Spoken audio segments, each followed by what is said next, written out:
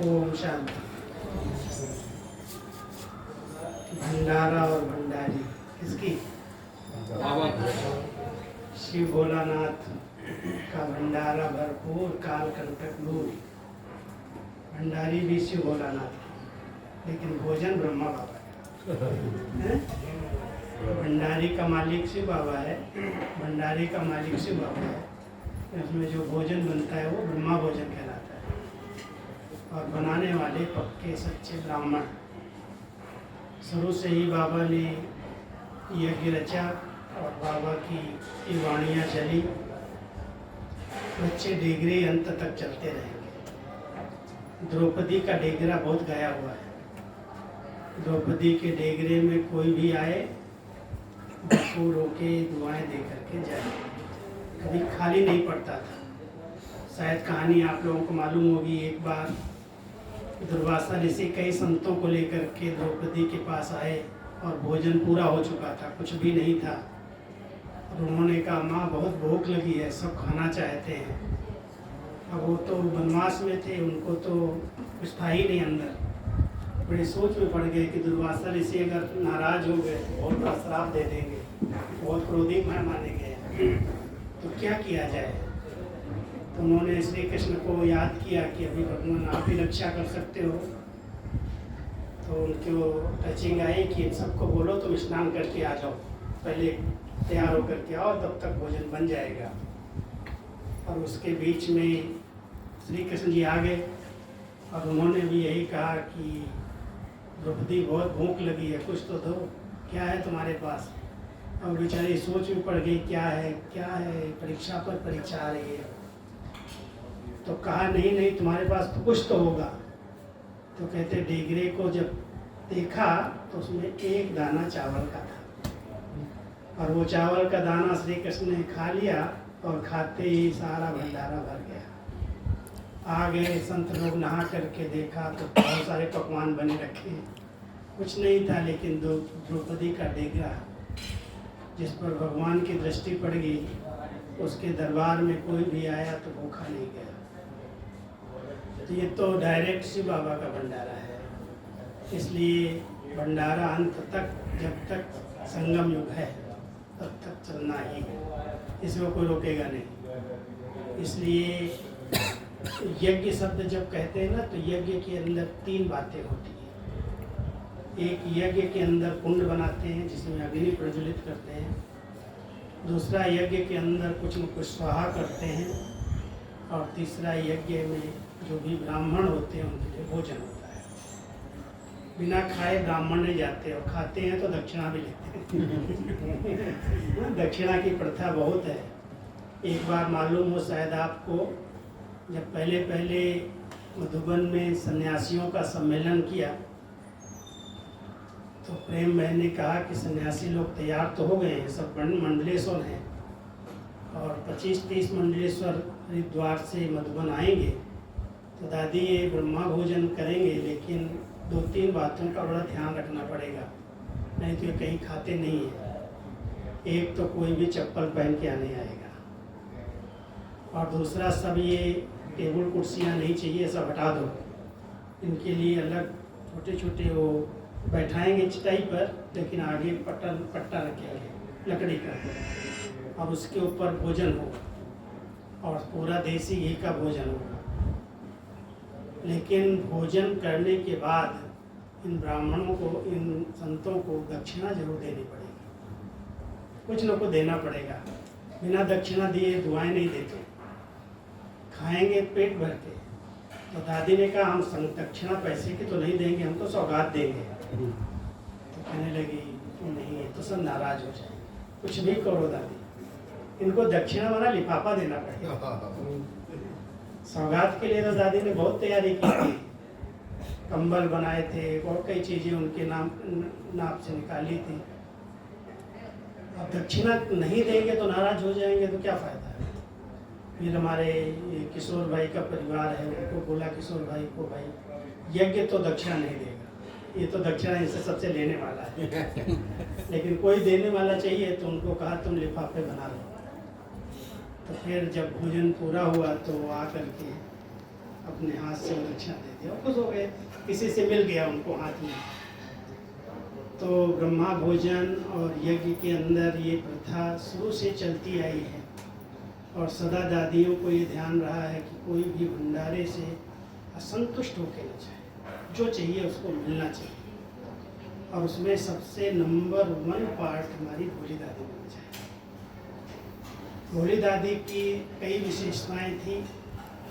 भोली दादी ने कभी भी किसी को भी कुछ भी चाहिए, फीका चाहिए, नमक वाला चाहिए, बिना नमक वाला चाहिए, बिना मिर्ची वाला चाहिए, कोई भी चीज़ चाहिए तो भोली दादी बैठी है। दादियाँ इतनी निश्चिंत थी, कोई भी बात तो भोली दादी बैठी। ना उसने कभी क्लास देखा, ना मुरली देखी, ना अमृत वेला किया, लेकिन वहीं 24 घंटा भंडारे में बैठ कर कोई भी आया, क्या चाहिए, लाल आओ, कुछ चाहिए आओ। और कोई भी चीज़ को वेस्ट नहीं किया। भंडारे में मान लो आज 50 लोगों का या 100 लोगों का भोजन बना और 25 लोग नहीं आए या कोई कारण से भोजन बच गया, तो ऐसे नहीं बचा हुआ भोजन फेंक देंगे, नहीं। बाबा के एक एक कणा मुहर बराबर है, इसलिए एक भी कणा दाना यज्ञ का व्यर्थ नहीं जाना चाहिए। रात का बचा सुबह इतना उसको रूप परिवर्तन करके अच्छा बना करके, टेस्टी बना करके, चाहे सेल मानी बनाई, चाहे कोई चीज़ बनाई, लेकिन सफल किया। एक भी दाना यज्ञ का व्यर्थ नहीं। इसलिए भी नहीं मेरा संकल्प साधन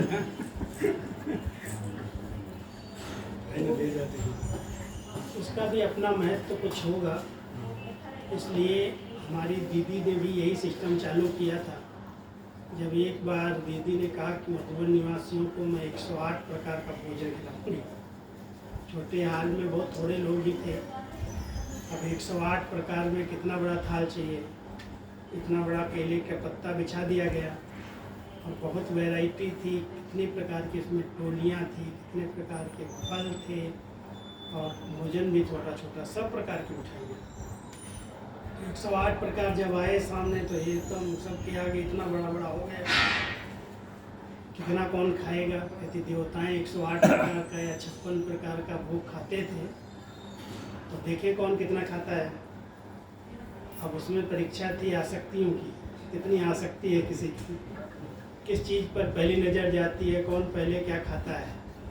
क्योंकि दीदी का ध्यान बहुत रहता था कि वृत्ति अनासक्त होनी चाहिए, चाहे 56 प्रकार हो चाहे 108 प्रकार। देखती और बाबा की याद में शुरू करो ब्रह्मा भोजन। सामने दीदी दादी बैठी हैं और हम सब ऐसे लाइन में कतार में बैठे हैं, टेबल कुर्सी तो थी नहीं कोई के पास। तो वो जब भोजन करते थे तो बाद में कहती थी इन सबको एक एक थैली दे दो, सब जो बच गया है कोई फेंकेगा नहीं, कोई उठाएगा नहीं इनका भोजन, अपनी अपनी थैली लो और अपना जितना भोजन है सब बांध करके साथ ले जाओ, बच गया जो, और बच गया चाहे जब खाना, फेंकना नहीं कुछ। तो शायद यही प्रथा वहाँ भी चली। तो दादियों ने कभी कोई चीज़ फेंकने नहीं दी, वेस्ट नहीं कराई, लेकिन बहुत प्यार से खातिरी की और ध्यान रखती थी कोई की आसक्ति कहीं कहाँ पर जा रही, कौन सी चीज़ वो पहले खाता है या पहले ख़त्म करके फिर इंतज़ार करता है। तो ये दादियों की पालना तो बड़ी वंडरफुल रही है। और क्या भंडारा था और क्या बाबा ने कर दिया है, ये तो जैसे जादूगर की जादूगरी है। जब हम लोग शुरू में भंडारे में सेवा करते थे, बहुत समय सेवा की है मैंने, समझता हूँ 8-10 साल मैंने भी रोटियाँ बनाई हैं।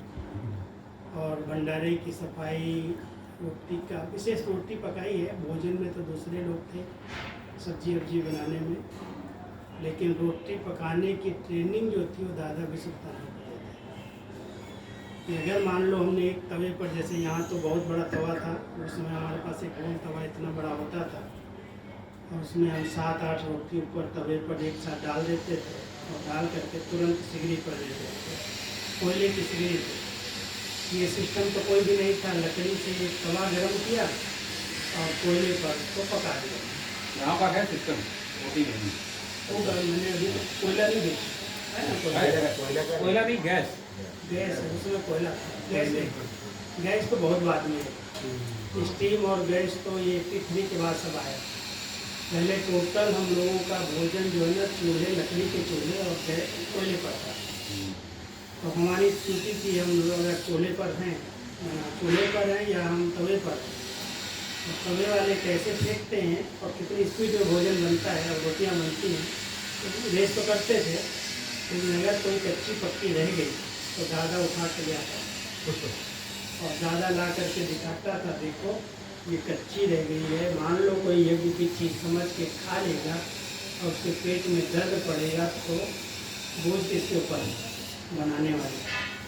और अगर मान लो जला दिया और नहीं खाई गई, किसी से फेंक दी गई, तो भी नुकसान किसका, यज्ञ का बोझ किसके ऊपर, तुम्हारे ऊपर। तो इसलिए भोजन बनाने वालों को बहुत ध्यान देना पड़ता है, क्योंकि ये एक ऐसी चीज़ है जो हर एक के तन और मन दोनों का स्वास्थ्य इस भोजन पर निर्भर करता है। वैसे भी कहते हैं जैसा अन्न है वैसा मन है, और जैसा मन है वैसा ही तन है।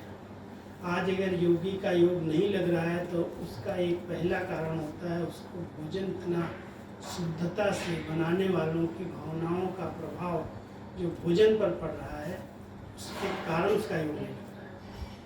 इसलिए भोजन बनाना कोई सहज डिपार्टमेंट नहीं है, इसके लिए बहुत बड़ी जवाबदारियाँ हैं। अगर किसी को आप योगी बनाना चाहते हैं तो लेक्चर से तो योगी नहीं बनेगा। लेक्चर सुनना अलग बात है, लेकिन अगर उसको शुद्ध अन्न बाबा की याद में भोग लगाया हुआ बहुत शुद्धता से बना के खिला दिया जाएगा तो उसकी विचारधाराएँ चेंज हो जाएंगी। ये केवल कहने वाली बात नहीं है, लेकिन ये प्रैक्टिकल है।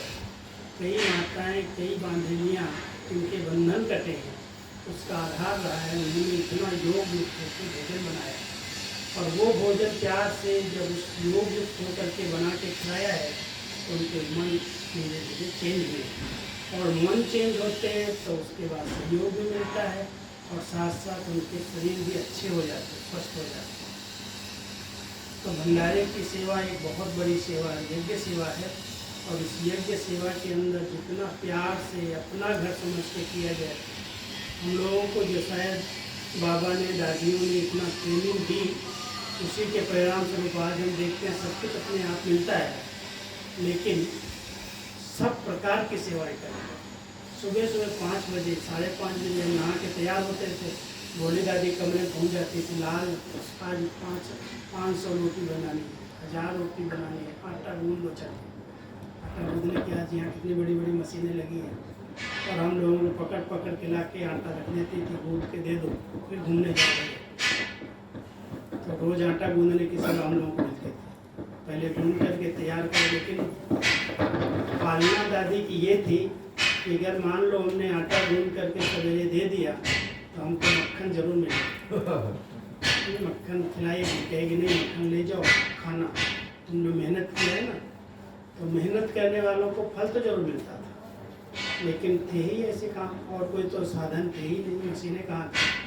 एक तो 83 के बाद बाबा की कोई जादूगरी हुई है, जो मधुबन में स्टीम सिस्टम आई पहले, और स्टीम लगी तो भोजन की सारी जो बनाने की विधि थी वो सब चेंज हुई स्टीम से। पांडव भवन में पहले तो पांडव भवन ही था, कुछ तो था ही नहीं। और स्टीम के साथ साथ और कई चीज़ों में परिवर्तन, धोबी घाट बदल गया, जो हम लोग हाथ से ऐसे कपड़े धोते थे वो मशीनें आ गई, रोटी का चेंज हुआ, सब्जियों का चेंज हुआ, दूध का चेंज हुआ, बहुत कुछ चेंज हुआ धीरे धीरे। लेकिन पहले तो सब यही लकड़ी थी, और लकड़ी हम लोग उठा उठा के कहाँ से बड़े बड़े गट्ठर खरीदते थे, तौलते थे, जंगल से लकड़ी आती थी या फिर टिम्बर से लेने जाते थे, वही लकड़ी का खाना बनता था। तो ड्रामानुसार बाबा ने तो भंडारी सब भरपूर की है। बाबा के इतने योगी पवित्र बच्चे सेवा कर रहे हैं। सिर्फ सेवाधारी का मन बड़ा शुद्ध पवित्र होना चाहिए, निस्वार्थ भाव से, सच्चे दिल से आप बाबा की सेवा कर रहे हो, करते चलो, इसका पुण्य बहुत बड़ा है। जिस आत्मा का मन शुद्ध पवित्र हो गया, शांत हो गया, योग लग गया, उसकी सबकी दुआएं आपके खाते में चल जाए। इसलिए ये सेवा छोटी सेवा नहीं समझना, बहुत बड़ी सेवा है। और जितनी दादी जी कहती थी, अगर कोई टेबल साफ रखता है तो उसकी महिमा होती है। टेबल साफ किया इसने, सिर्फ भोजन बना दिया वही नहीं, लेकिन केवल सफाई, वो स्थान की सफाई बहुत बड़ी बात है, क्योंकि जहाँ स्वच्छता है वहाँ प्रभुता है। आज यहाँ पर एक मच्छर है, एक मक्खी है, एक कीड़ा लगे तो लोग कहेंगे ना, ये देखो क्या सफाई किया। स्वच्छता बहुत जरूरी है, भगवान को खुद प्रिय है, परिवार को प्रिय है, और स्वास्थ्य के लिए बहुत जरूरी है। इसलिए आप सब जहाँ भी हैं बहुत ध्यान से, अभी तो साधन ऐसे आ गए हैं जो गंदगी का कोई प्रश्न ही नहीं है, झाड़ू की भी जरूरत नहीं पड़ती, मशीनों से सफाई हो जाती है। तो इसलिए इसको सफाई का ध्यान रखते हुए स्वच्छता रहे, रूहानियत रहे, और आपस में सच्चा प्यार रहे। सच्चा प्यार, एक दूसरे के प्रति ऐसी भावना में ये करता है, ये नहीं करता, इसने किया, इसने नहीं किया। जो करेगा अपना भाग्य बनाएगा, नहीं करेगा तो ज़्यादा अपने मन को उसके आगे डिस्टर्ब नहीं करना। तो बाबा के घर में प्यार से, सच्चे दिल से सेवा करो, दुआओं का स्टॉक जमा हो जाएगा। बाबा ने एक स्लोगन दिया था, जो सच्चे दिल से सेवा करते हैं उनके लिए दुआओं का दरवाज़ा खुल जाता है। तो आप सबके लिए तो दरवाज़ा खुला हुआ है, खुला है ना। खूब दुआएं मिल रही हैं, दुआएं लेते चलो। माँ बाप की दुआएं मिले, बड़ों की दुआएं मिले, अपने साथियों की दुआएं मिले। ये पुरुषार्थ का मैं समझता हूँ सबसे अच्छा तरीका है, और कुछ करने की मेहनत नहीं है। लोगों को शुरू से यही रहता है, पूरे परिवार की दुआएं, ऐसे कर्म करो, ऐसे व्यवहार करो, ऐसे सबको सहयोग दो, सुख दो, जो सब दुआएं। दुआएं लेने का बड़ा अच्छा साधन, सबसे अच्छा साधन तो भोजन है। भोजन प्यार से बना के खिलाओ, जो जिसकी आवश्यकता है पूरी करो। ठीक है, ओके। ओम शांति, ओम शांति।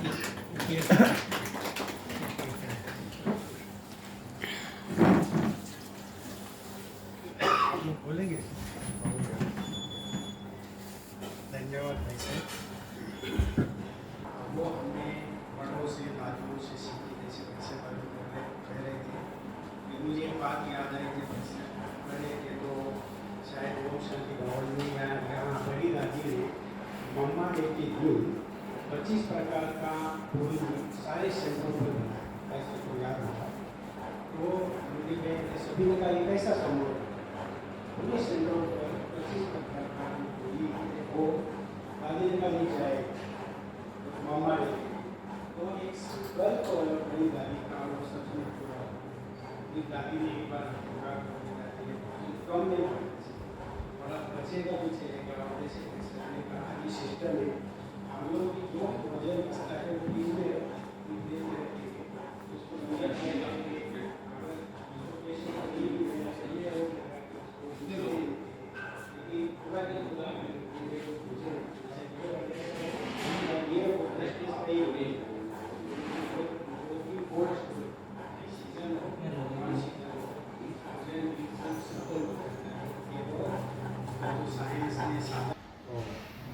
बहुत चंद्रकांत भाई हमारे सभी का था कि भाई सब नहीं आते कहीं, तो आज आए और हम सभी को बहुत अच्छी तरह से अनुभव से अवगत कराए। हम चाहेंगे कि अखंड दिन शाम को वैसे हम यहाँ भट्टी करते हैं, क्योंकि ओम की ध्वनि चलती है और शाम को इतना साइलेंस होता है हमारा। 5-10 मिनट पहले योग करेंगे, फिर कारोबार शुरू हो जाएगा। ये तीनों टाइम होता है, मतलब रूल शुरू से ये फॉलो किया है। तो इससे यहाँ जो वाइब्रेशन है सब बोलते कि ऐसी इसी तरह मेंटेन रखें। चाहे कल ही गोपी बहन आए तो उन्होंने कहा कि विदेश में हमको वाइब्रेशन मिलते हैं कि नहीं, यहाँ बाबा का भंडारा कैसा है। और जयंती बहन भी एक संकल्प है कि बाबा का भंडारा विश्व में नंबर 1 कैसा हो, और उसके लिए आप सभी जिम्मेवार हैं, और उसके लिए हम वहाँ से भी प्रयास करते हैं। लेकिन ऐसे वाइब्रेशन हो जो आने वाले देखें कि यहाँ का जो भंडारा है ऐसा योगयुक्त भोजन बनता है, उनको कहीं भी नहीं लेकिन यहाँ वो देख के जाए। इसलिए जयंती बहन का, गोपी बहन का इतना प्रयास होता है। 1 साल से वो लोग खास यहाँ आके हेल्थ हाइजीन में ये प्रोजेक्ट बना। उन्होंने खास ये जो अकाउंट है ये भंडारे के लिए अलग पड़ा, क्योंकि जानकी दादी कह के गई थी कि भंडारे के ऊपर ध्यान देना। तो ये बहुत, जैसे भाई साहब ने कहा, दादी का भी हमने देखा। जानकी दादी तो बहुत बार नीचे, जब हम 11 साल रहे उद्घाटन जब था उसमें गुलजार दादी थे, निर्भर भाई थे, हाँ सभी थे दादियाँ। तो सभी ने कहा कि नहीं दादी चलो आगे ये करेंगे। दादी ने कहा नहीं, मैं हलवा बना के खिलाऊंगा। तो सभी को दादी ने बिठाया, गुलजार दादी, रतनवीर दादी, नीलवेर भाई, करुणा भाई, सब वहाँ रहती थे। दादी ने खुद मुन्नी बहन, मोहनी बहन, दादी को मना करने के बावजूद, क्योंकि उषा बहन जितने भी महारथी आए सबसे केक कटवाए। बीमार थे उस समय गोपाल भाई, इसलिए उन्होंने कल बोला मैं आऊँगा। तो उन्होंने सुबह नाश्ता किया, सब देखा, बहुत खुश हुए। गोपाल में हाँ, गोपाल में आज सुबह ही आए,